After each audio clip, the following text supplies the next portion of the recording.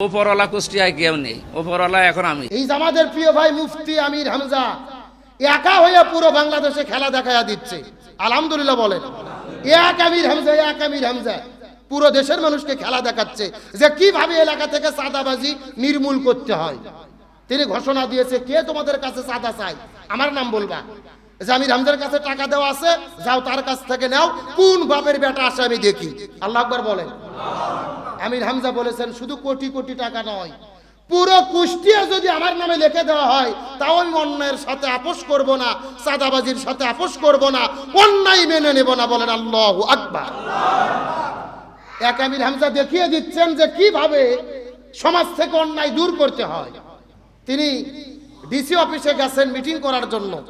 DC সাহেব meeting শুরু করছেন, বলেছেন আগে কোরআন তেলাওয়াত হবে, তারপরে মিটিং শুরু হবে। সুবহানাল্লাহ বলবেন না? কোরআন তেলাওয়াতের মাধ্যমে ডিসি সাহেব সবাইকে নিয়ে মিটিং শুরু করলেন। ডিসি সাহেব মাইক নিয়ে বক্তব্য দেওয়া শুরু করলেন যে এত দামি সোফা আর চেয়ার এখানে কেন লাগানো হলো, সরকারের টাকা কেন অপচয় করা হলো। আলহামদুলিল্লাহ বলেন।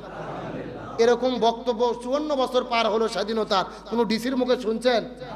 বলতেছে এই যে এত দামি চেয়ার কিনা হয়েছে সরকারের টাকা দিয়ে, এটা তো অপচয়, এই অপচয় করা যাবে না। ভালো বক্তব্য দিলেন, চাঁদাবাজি নির্মূল করতে হবে, সন্ত্রাস নির্মূল করতে হবে, সমাজকে ভালো করতে হবে। তার মানে বোঝা যায় সমাজের এমপি, মন্ত্রী, চেয়ারম্যান, মেম্বার, উপজেলার চেয়ারম্যান, এই দায়িত্বশীলরা যদি ভালো হয়, ওই ডিসি, এসপি, ইউনো আর আমলারা এমনিতেই আবহাওয়ার ঠেলাত ভালো হয়ে যায়। কথা কন না গে? আর যদি এমপি মন্ত্রী চোর হয় তাহলে আমলারা আরো ডাকাত হয়।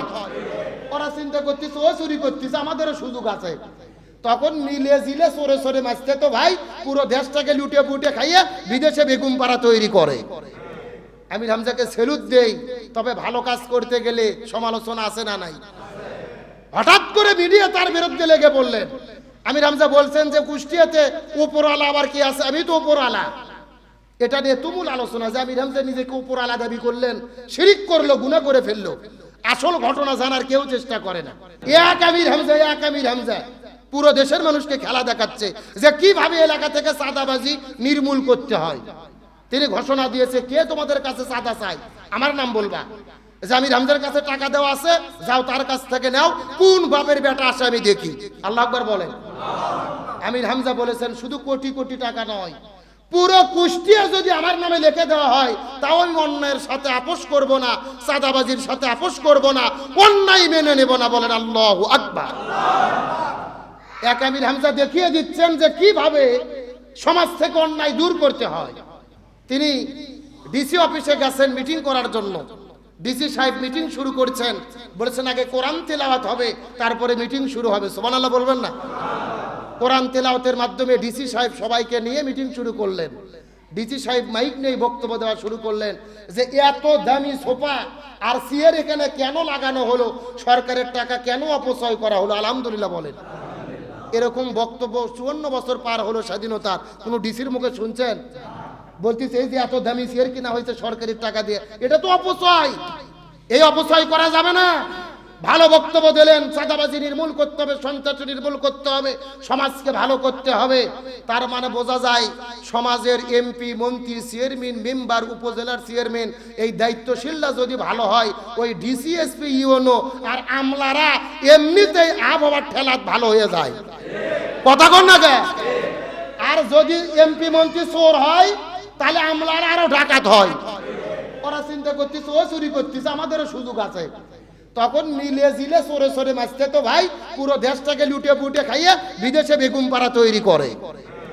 আমির হামজাকে সেলুট দেই, তবে ভালো কাজ করতে গেলে সমালোচনা আছে না নাই? হঠাৎ করে মিডিয়া তার বিরুদ্ধে লেগে বললেন। মুসলমান ভাইরা গভীর মনোযোগ। আল্লাহ জমিনের মধ্যে যতগুলো ইবাদত বন্দেগী করার কথা বলেছেন, কোন ইবাদতের ক্ষেত্রে আল্লাহ তাআলা তাত্তাকুন বলে নাই, আমরা মুত্তাকি হতে পারবো এমন কথা আল্লাহ তাআলা বলেন নাই। কিন্তু রোজা যদি রাখি, রোজার মাধ্যমে আল্লাহ তাআলা মুত্তাকি হওয়ার ঘোষণা দিলেন। এর পিছনে কারণটা কি, কথাটা ভালো করে বোঝার চেষ্টা করবেন। আল্লাহর কোরআন বলেন আকিমুস সালাওয়াতুজ যাকা, নামাজ কায়েম করো, যাকাত দাও। কিন্তু যদি তোমরা নামাজ কায়েম করো, যাকাত প্রদান করো, মুত্তাকি হতে পারবা, লাআল্লাকুম তাত্তাকুন, এমন কথা আল্লাহ কোরআনুল কারীমের মধ্যে বলে নাই। আল্লাহর কোরআন বলেছেন আতিমুল হজ হলো উমরা, হজ করো, উমরা করো। হজ এবং উমরা যদি করো তাহলে তোমরা লাআল্লাকুম তাত্তাকুন, মুত্তাকি হতে পারবা। এমন কথা আল্লাহ কোরআনুল কারীমের মধ্যে বলে নাই। আল্লাহ কোরআনে বলেছেন ফাযকুরুনি আযকুরুকুম, তোমরা আমার জিকির করো আমিও তোমাদের জিকির করব।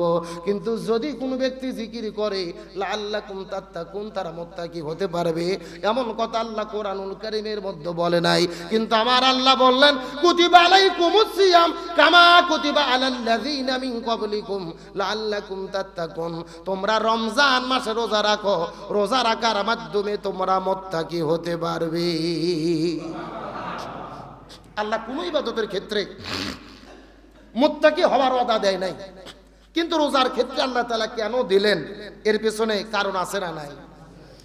আমার বন্ধুগণ, মুসলমান ভাইরা গভীর মনোযোগ লক্ষ্য করুন। এর পেছনে কারণ হলো এই দুনিয়ার মধ্যে যত ধরনের ইবাদত আছে, বন্দেগী আছে, প্রত্যেকটা ইবাদত বন্দেগী আল্লাহর জন্য করা যায়, আবার মানুষকে দেখানোর জন্য করা। সারা বছর নামাজ পড়ে না, ঈদের দিনে নামাজ পড়ে এমন মুসল্লি আছে না নাই? এ আল্লাহর ভয়ে নামাজ পড়ে না, মনের মধ্যে তার ভয়, আমি যদি ঈদের দিনে নামাজ না পড়ি এলাকার মানুষের সমালোচনা করবে। আল্লাহর ভয়ে নামাজ পড়ে, আবার সারা বছর নামাজ পড়ে না, শুধুমাত্র আত্মীয় স্বজন মারা গেলে জানাজার নামাজ পড়ে এমন মুসল্লি আছে না নাই?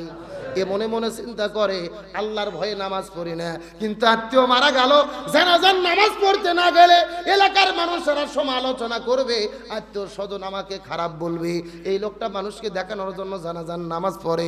এমনও মানুষ আছে সারা সপ্তাহ নামাজ পড়ে না, শুধুমাত্র জুমার দিনে নামাজ পড়ে। তার মানে বোঝা গেল নামাজ আল্লাহর জন্যও পড়া যায়, আবার মানুষকে দেখানোর জন্য পড়া। আমি কি বুঝতে পারছি আপনাদের?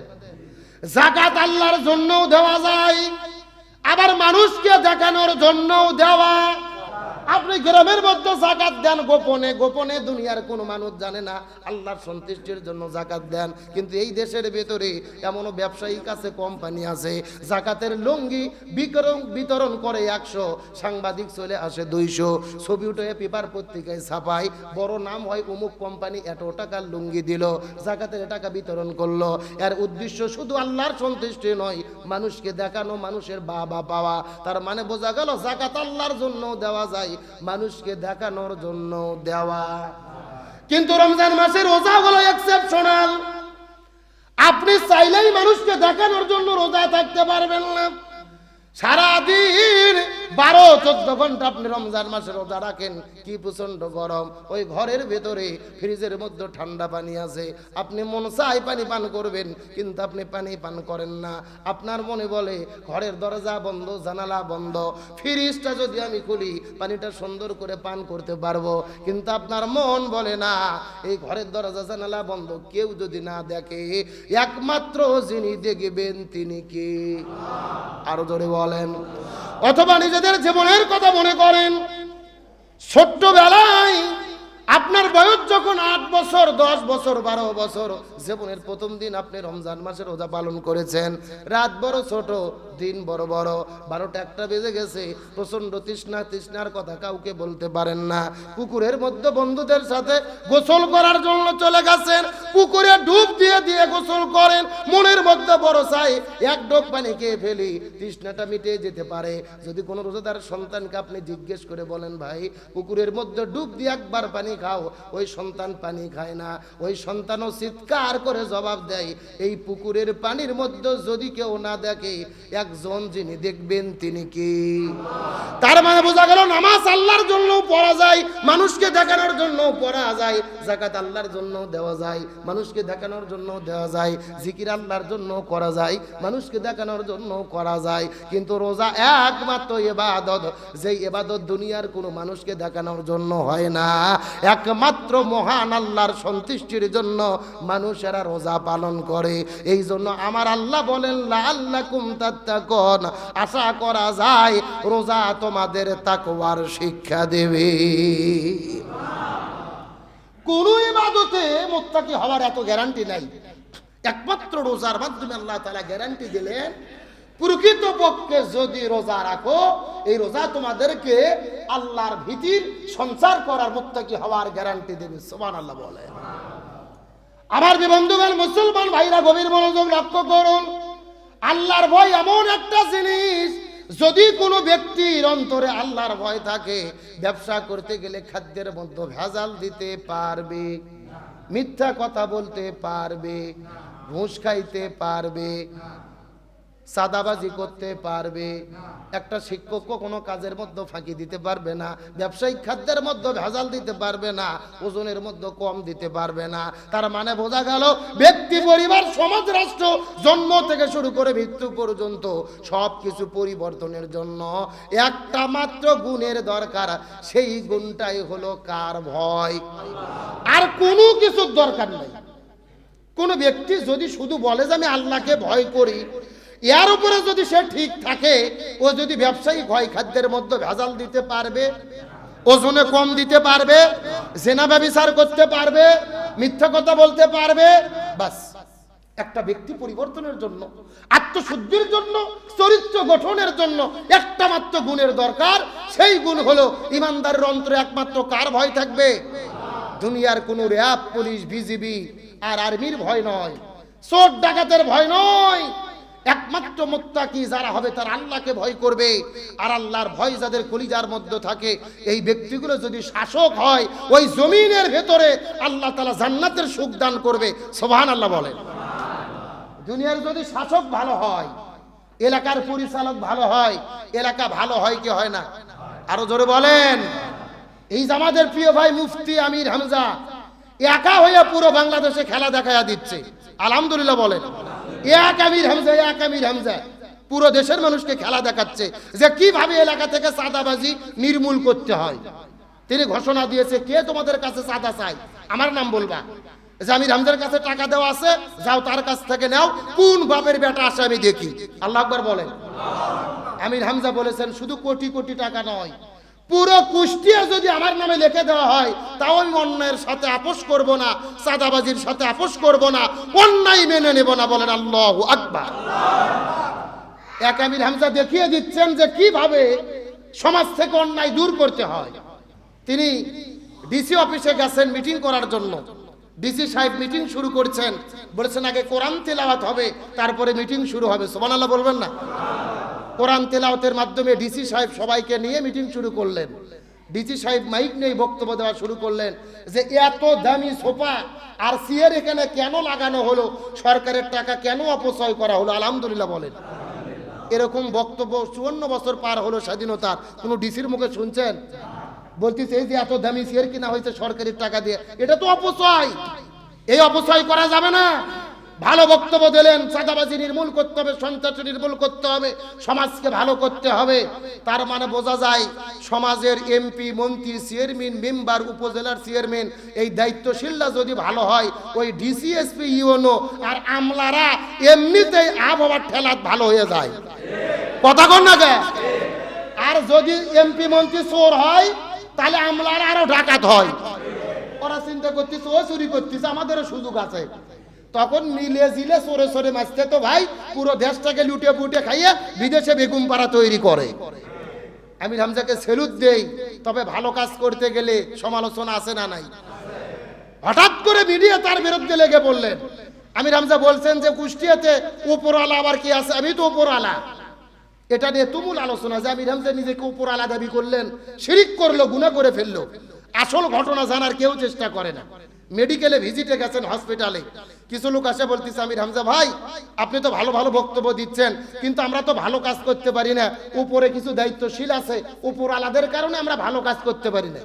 তখন আমির হামজা বলতেছে, কোন উপরওয়ালা আপনাদের ভালো কাজ করতে দেয় না, ওটা আমি দেখবো। এখন আমি তো এমপি, আমি তো দায়িত্বশীল, আমারই তো দায়িত্ব, আমি তো উপরওয়ালা, আমার উপর আবার কে আছে? এই কথার কি কোনো ভুল আছে?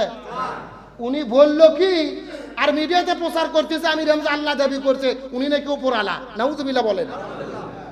আগে কথাটা পুরোটা শোনেন, তারপরে ব্যাখ্যাটা বোঝেন। আমির হামজা বলছে কে কোন মাফি আছে, কে কোন সন্ত্রাস আছে, আমি তো উপরের দায়িত্বশীল। উনি এখন এমপি, উনি ডিসি, এসপি, ওনাকে স্যার বলে না? ডিসি, এসপি, ইউনো সবাই আমির হামজাকে এখন স্যার বলে। ও আর এখন শুধু আর হুজুর নাই, এখন স্যার। তার মানে উনি তো উপরে দায়িত্বে আছে। এখন ওনার এই বক্তব্য বলা কি ভুল হয়েছে? উনি বললো কি, আর এরা প্রচার করতেছে, কিছু কিছু হুজুর থাকে একেবারে ফতোয়া দেওয়ার জন্য বসে থাকে, এত বড় হুজুর নিজেকে উপরালা দাবি করলো, শিরিক করে ফেলেছে। এই সমস্ত বাটপারদের বলতে চাই, হিংসাত্মক থেকে ফতুয়াবাজি করেন না। আগে কে কোন পরিস্থিতিতে কোন বক্তব্য দেয় ওটা পুরোটা শুনে তারপরে ফতুয়াবাজি করা দরকার। এবং আমরা বলি আমির হামজা ভাইয়ের জন্য দোয়া করি। তিনি একজন আলেম হয়ে সংসদে গিয়েছেন। তিনি একজন আল্লামা সাইদির যোগ্য উত্তরসূরি হিসেবে উমার ফারুকের শাসনের ধারা এই দেশে চালু করতে পারে, জোরে বলেন আমিন। তিনি যেন দেখিয়ে দিতে পারে বাংলাদেশের মানুষকে, আলিমেরা সংসদে গেলে এই দেশ কত সুন্দর হবে, এই মেসেজ যেন তিনি জাতিকে দেখাই দিতে পারে। আল্লাহ কবুল করুক, বলেন আমিন।